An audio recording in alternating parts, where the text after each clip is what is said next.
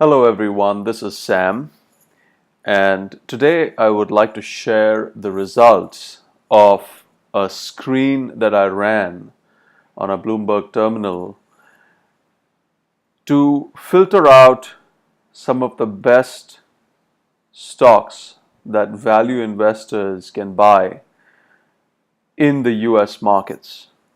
Now, these stocks could be of companies that could be domiciled outside the US. So here let's go with the criteria. First of all, the security universe is over 700,000. Then we wanted only common stocks whose trading status is active.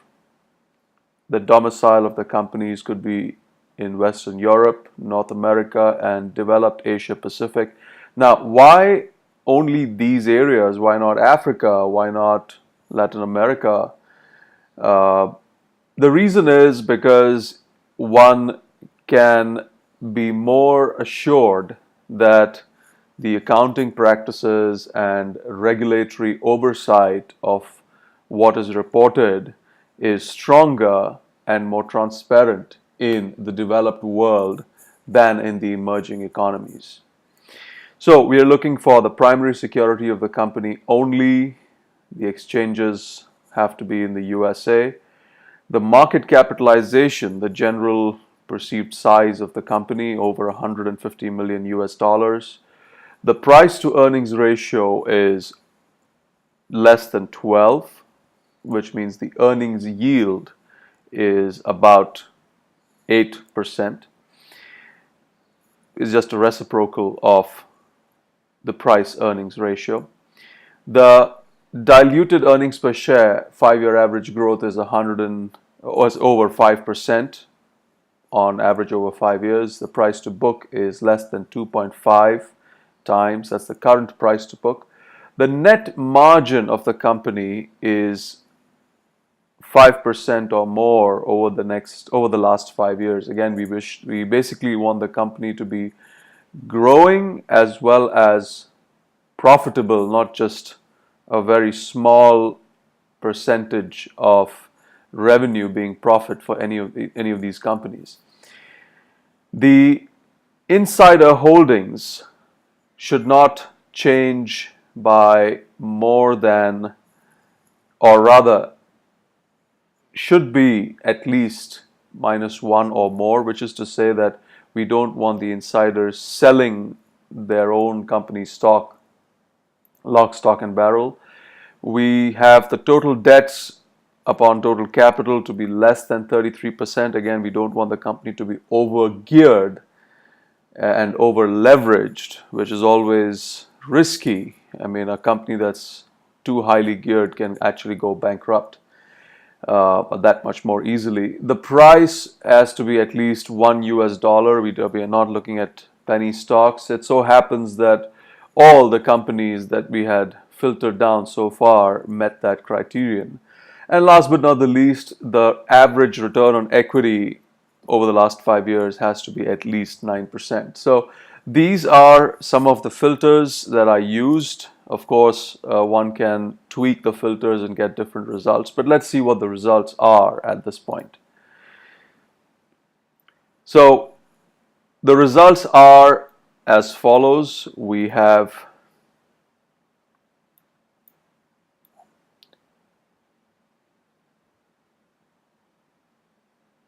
right. So to get it clearer, right, there we go. Arch Capital, Aflac, Aspen Insurance, sorry, the spelling is incorrect there. Corad Industries, Chevron, ebix, Employers Holdings, Futurefuel, Geospace Technology, Global Sources, partnerre, renaissancere Holdings, United Insurance Holdings, and Validus Holdings. What's interesting is that a bunch of these companies happen to be in the reinsurance or property casualty insurance space.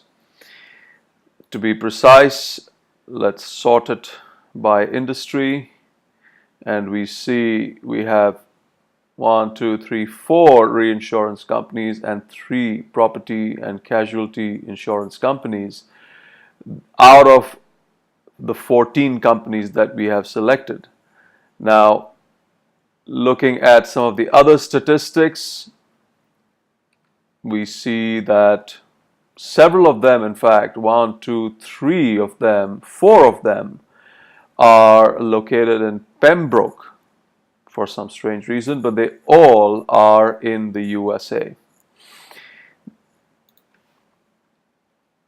The 10-year total returns, not all of the companies have 10-year returns, but you notice that even though we have not selected any of the companies based on any minimum total return criterion, whether it's 10 years, 5 years, 20 years, but you notice for the 10-year period, the ones that have records are actually have done very well. These are per year compounding numbers. So if you aggregate them all, you will see that this is an extremely good portfolio to have invested in 10 years ago.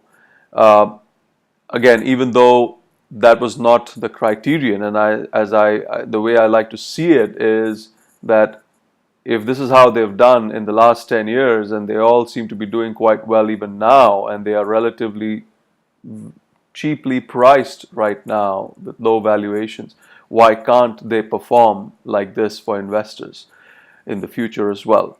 Let's go ahead. We have the 3-year average return on assets, not just equity but assets. Yes, employers' holdings is not doing that well, but several of them are actually giving double-digit returns on their assets, which is very good.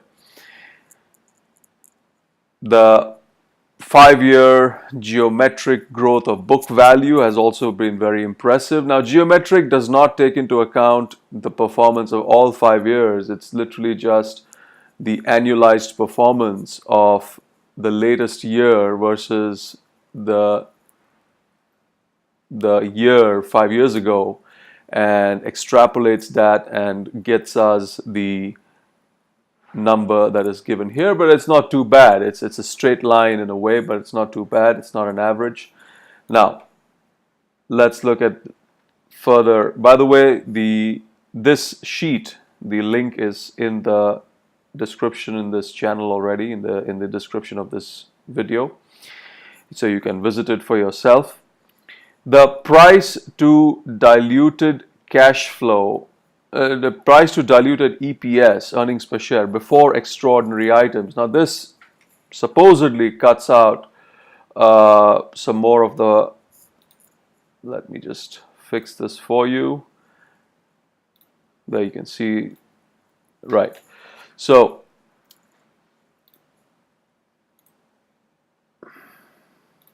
there we go.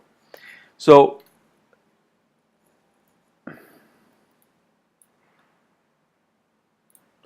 right. So in this column, we see the number that is after removing extraordinary items and dilutions, and we see that the companies are indeed quite cheaply priced based on this ratio. The insider holdings, many of them have strong insider holdings, but not all of them. The reason being, perhaps, is because some of the insiders hold these companies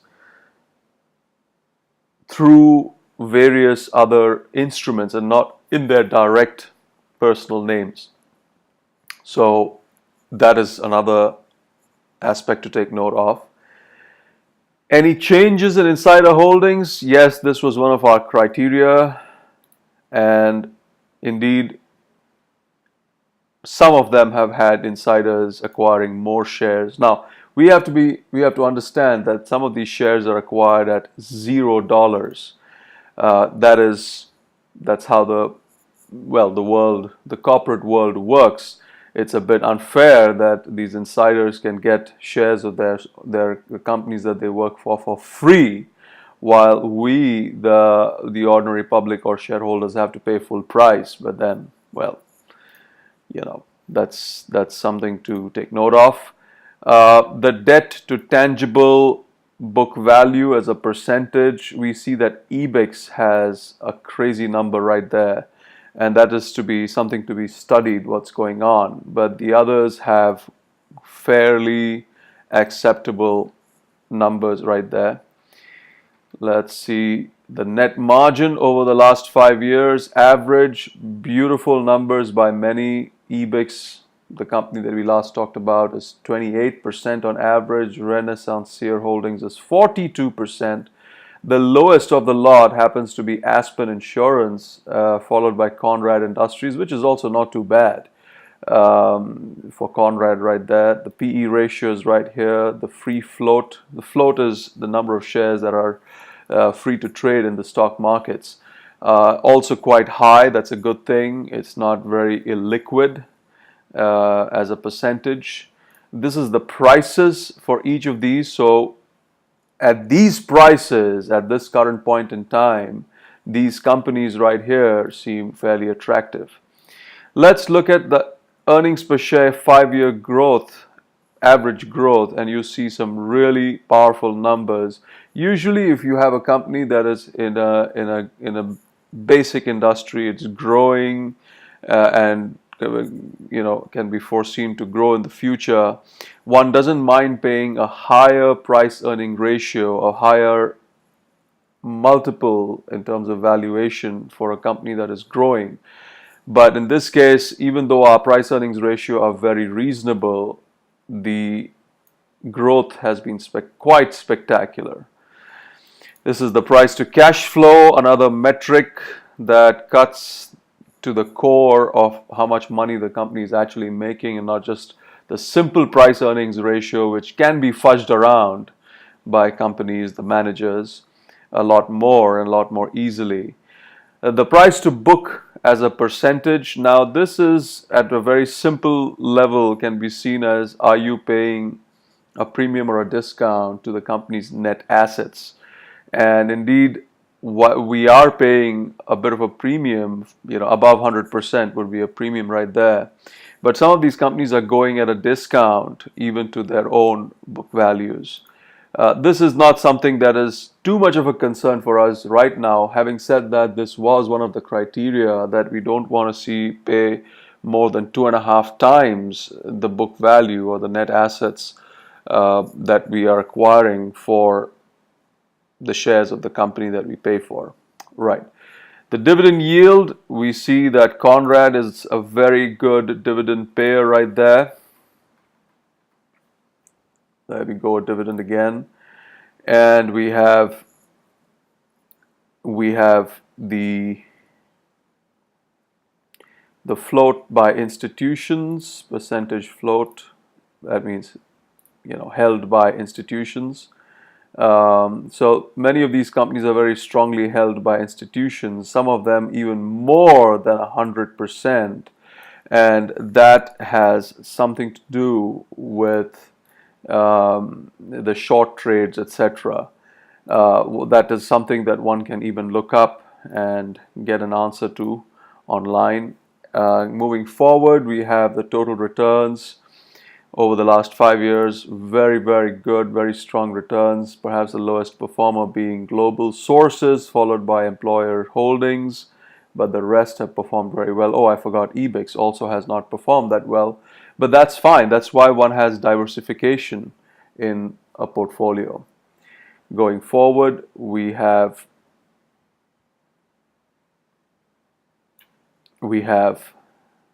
the total debts to total capital, also quite reasonable. Some of them are zero debt companies, which is fantastic, and in particular Global Sources, Futurefuel, and I would even say Geospace Technology is nearly a zero debt organization.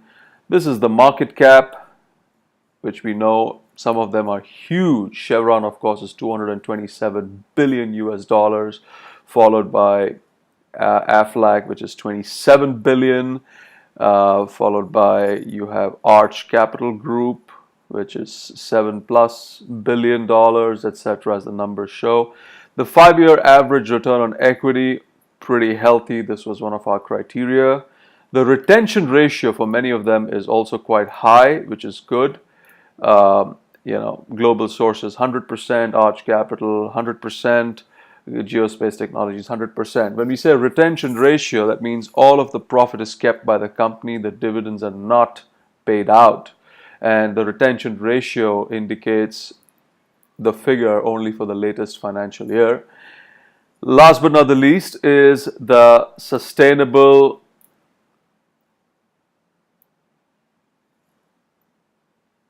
growth rate, which is basically the retention ratio times return on equity, which gives you that. Again, this is only indicative of the latest financial year. Now, for those companies that have 100% retention ratio, their growth rate of 18% in this case is all there is. Whereas a company which has say 60% retention ratio like futurefuel, the sustainable growth rate is 15%, is because they give out some of the money, in this case 40%, to shareholders, and they grow with only 60%, which is what they keep with themselves.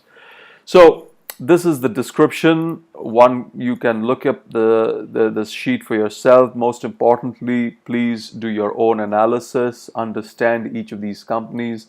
This spreadsheet is just a starting point for you. As I said, it's a filter, and I think that some of these companies, if not pretty much the entire portfolio, can make very good money for investors going forward. I do not see a reason why this can't triple or quadruple even in about 7 to 10 years time in the future. So take care and be safe, and remember, research reduces risk. Thank you. This is Sam saying goodbye.